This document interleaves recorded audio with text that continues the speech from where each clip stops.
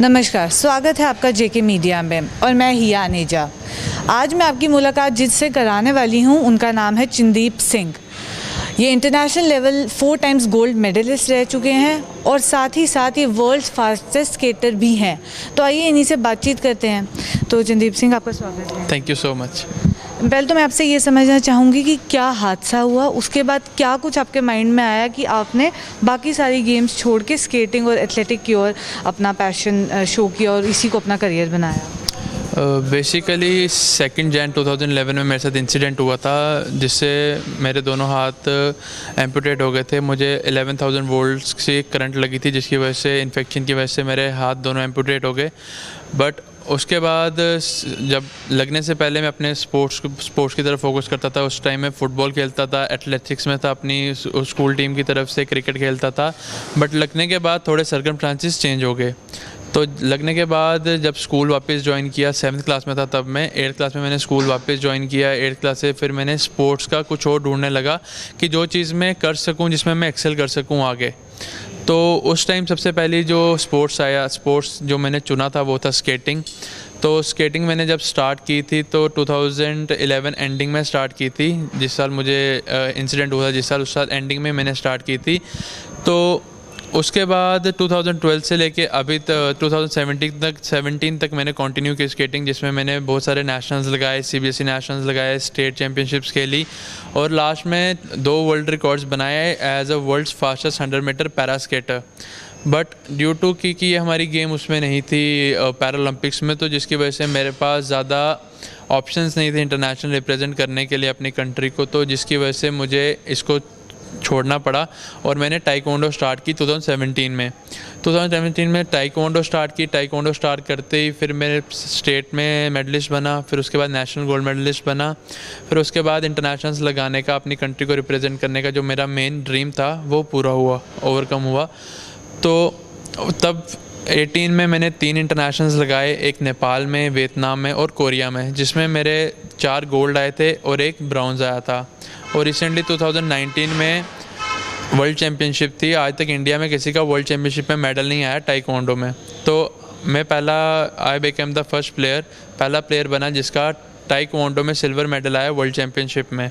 और साथ ही में स्टेट अवार्ड भी अनाउंस हुआ था 2019 में ही for the outstanding sports person of the year. आपको बचपन से ही स्पोर्ट्स में ही इंटरेस्ट था और मैं यहाँ ये समझना चाहूँगी कि पेरेंट्स का इस हादसे के बाद आपने जब बोला कि आप अभी भी स्केटिंग करना चाहते हैं, अभी भी स्पोर्ट्स में रहना चाहते हैं, तो पेरेंट्स का क्या सपोर्ट था? और जब आप ये ट्रेनिंग के लिए गए, कोचिंग के लिए गए, उसके बाद सोसाइटी, कोचेज़, जितने भी लोग आपको बाहर मिले घर के बाहर, उनका सपोर्ट था, मोटिवेशन थी, या उन्होंने आपके लिए हर्डल्स पैदा किए? सबसे पहले मैं बताना चाहूँगा कि मेरी किस्मत थोड़ी अच्छी है। तो जितने भी मेरे साथ लोग एसोसिएटेड हैं, फैमिली होगी, कोचेज़ हो गए, जितने भी हैं सारे मुझे दोस्त हो गए, सारे बड़े अच्छे मिले, स्पोर्टिव नेचर के मिले कि मेरी फैमिली ने मुझे इतना सपोर्ट किया जिसकी वजह से मैं यहाँ तक पहुँच सका। उन्होंने 2011 से लेकर सपोर्ट किया था कि जो करना है वो करो, we will always support you in any way possible, कि किसी भी वे में जो आपको करना है आप करो, हम आपको सपोर्ट करेंगे। तो वो चीज़ ने भी मेरे को बड़ा मोटिवेट किया था आगे स्पोर्ट्स को आगे चूज़ करने के लिए, स्टडीज़ में आगे हायर स्टडीज़ के लिए। तो उस चीज़ को लेके मेरे फ्रेंड्स ने बड़ा सपोर्ट किया। कोचेज़, मैंने स्केटिंग जब स्टार्ट की, मेरे कोचों ने मेरे को, कोचेज़ ने बहुत सपोर्ट किया, क्या स्कूल के कोच हों, स्टेडियम के कोचेज़ हों। और जब टाइकोंडो भी स्टार्ट किया, हमारे जम्मू के अतुल पंगोत्रा सर हैं, उन्होंने भी मेरे को बड़ा सपोर्ट किया इस फील्ड को लेके, तो जिनकी वजह से मैंने इंटरनेशनल इतने गोल्ड लिए हैं, जिन्होंने मेरे को इतनी प्रैक्टिस करवाई है। तो आपकी इंस्पिरेशन सबसे बड़ी कौन रहे? सबसे बड़ी इंस्पिरेशन मेरी फैमिली और मेरे फ्रेंड्स रहे मेरे लिए हमेशा। जैसे आपके साथ ये हादसा हुआ, उस टाइम आपकी उम्र बहुत छोटी थी, तो उस टाइम एक बच्चे के मेंटल लेवल क्या होगा, कितना उसको डिप्रेशन हुआ होगा, किस तरीके से वो ओवरकम करके इस चीज़ को आया, उसके बारे में थोड़ा समझाइए। डिप्रेशन का मुझे नहीं पता। इंसिडेंट जब हुआ था तो पहले 1-2 हफ्ते पता नहीं था कि मुझे भी नहीं कोई आइडिया था, क्योंकि फैमिली ने बताया नहीं था, मेरे को पूरा आइडिया नहीं था क्या हो रहा है। बेसिकली 3 मेजर सर्जरीज हुई थी। जो लास्ट सर्जरी थी उसके बाद मेरे को पता चला था कि शोल्डर लेवल से एम्प्यूटेड हो गए हैंड्स। तो जब वो पता चला तो आई गेस वही दिन था, लास्ट दिन, जिस दिन मैं बहुत ज़्यादा रोया था। और उसके बाद मुझे याद है, उसके बाद मैं आज तक नहीं रोया, ना कभी रोऊंगा आगे, क्योंकि ये इस चीज़ के पीछे भी कोई ना कोई ज़रूर, आई बिलीव इन गॉड, कि गॉड का कुछ ना कुछ तो होगा जिसकी वजह से उन्होंने ये चीज़ की है। मेरा ये बिलीव रहता है, क्योंकि क्या पता मैं ठीक होता तो आज आप ये इंटरव्यू ना कर रहे होते मेरे साथ। आप ऑलरेडी इतना कुछ अचीव कर चुके हैं, 4 बार गोल्ड मेडल ले आए, इंडिया के फर्स्ट टाइम आप इतने मेडल्स लेके आए, आप वर्ल्ड फास्टेस्ट स्केटर रह चुके हैं, पैरा एथलीट हैं, आपको ऑलमोस्ट सारे जानते हैं इस समय। अब आगे फ्यूचर प्लान क्या है और कुछ क्या अचीव करना चाहते हैं आप? फ्यूचर प्लान मेरे तो बेसिकली अभी मेरी स्टडीज़ ख़त्म हो गई है, मैंने बीटेक की है इलेक्ट्रिकल इंजीनियरिंग में, बस रिज़ल्ट का वेट था, लास्ट सेमेस्टर का जैसे रिज़ल्ट आएगा I will be electrical engineer. तो स्टडीज़ को आगे साथ में परस्यू करूँगा, कोचिंग वगैरह लूँगा कुछ कॉम्पिटिटिव एग्ज़ाम्स की, और साथ में स्पोर्ट्स को कैरी करूँगा एशियन गेम्स के लिए, वर्ल्ड कॉमनवेल्थ गेम्स के लिए, वर्ल्ड चैम्पियनशिप्स के लिए और खेलनी है मुझे, और साथ में अल्टीमेट ड्रीम है मेरा ओलंपिक गोल्ड मेडलिस्ट। हर साल 3 दिसंबर को वर्ल्ड हैंडीकैप डे मनाया जाता है, तो इस दिन के मौके पे क्या आप कोई संदेश देना चाहेंगे हमारे व्यूअर्स को?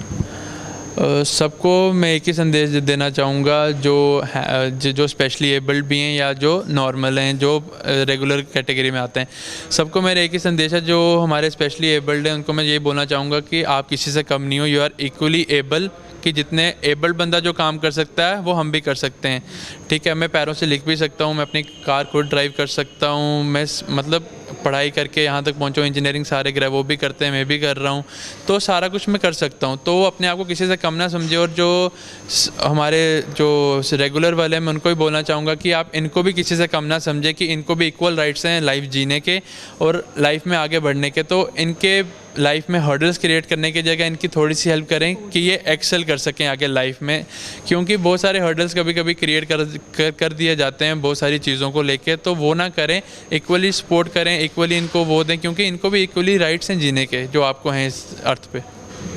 शुक्रिया, थैंक यू सो मच। तो ये थे चंदेप सिंह हमारे साथ, ऐसे और लोगों से आपकी मुलाकात कराते रहेंगे। अभी के लिए दीजिए इजाज़त और बने रहिए जेके मीडिया के साथ।